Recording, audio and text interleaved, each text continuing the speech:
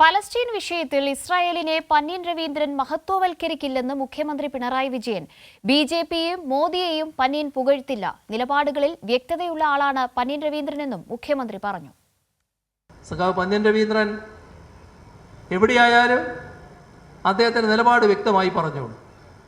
ഇപ്പോൾ പാലസ്തീൻ വിഷയത്തിൽ സംസാരിക്കേണ്ടി വന്നാൽ ഇസ്രായേലിൻ്റെ മഹത്വം സഖാവ് പന്ന്യൻ രവീന്ദ്രനിൽ നിന്ന് ആർക്കും കേൾക്കേണ്ടി വരില്ല. അതിൻ്റേതായ പ്രയാസം ആർക്കും അനുഭവിക്കേണ്ടിയും വരില്ല. അത്ര കണ്ട് വ്യക്തതയാണ് ഓരോ വിഷയത്തിലുമുള്ളത്. ഇവിടെ വിവിധ ഘട്ടങ്ങളിൽ ബി.ജെ.പിയുടെ ഗവൺമെൻറ്റിൻ്റെ പ്രസക്തി, അവരുടെ മേന്മ പുകഴ്ത്തുന്ന ചില ആളുകളെ നാം കാണാറുണ്ട്.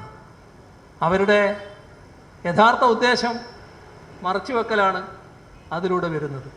അപ്പോൾ അത്തരം കാര്യങ്ങളിൽ നിശിതമായ വാക്കുകളുമായി കേരളത്തിൻ്റെ മുഖമായി ഇടതുപക്ഷ മുഖം സഖാവ് പന്ന്യൻ രവീന്ദ്രനിലൂടെ ലോക്സഭയിൽ നമുക്ക് അവതരിപ്പിക്കാൻ കഴിയും.